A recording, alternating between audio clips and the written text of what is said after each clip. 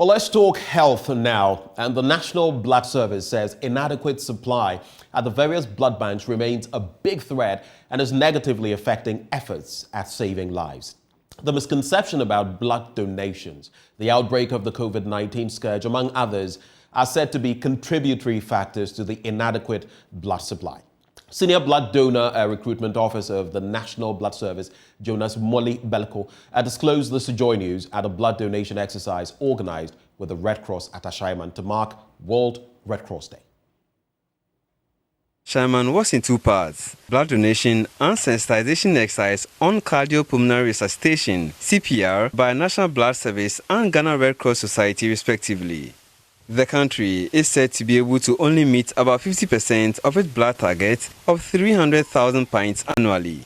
This had dire consequences on saving lives, including bleeding during pregnancy and childbirth complications, severe childhood anemia, sickle cell patients, but just to mention a few.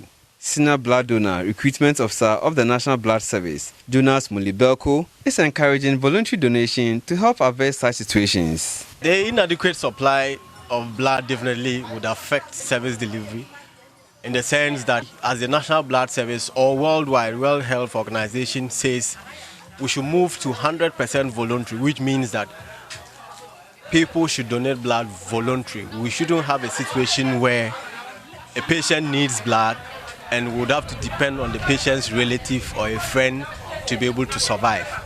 Blood has to always wait for a patient, not a patient waiting for blood.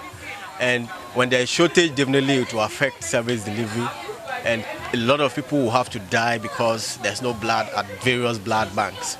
And I think that we have a lot to play as individuals, as organizations, to be able to support the efforts of blood donation exercises. Ashaiman Municipal Chair for Red Cross, Eric Gregory Kwetia, is urging the youth to take up voluntary work to help develop the country.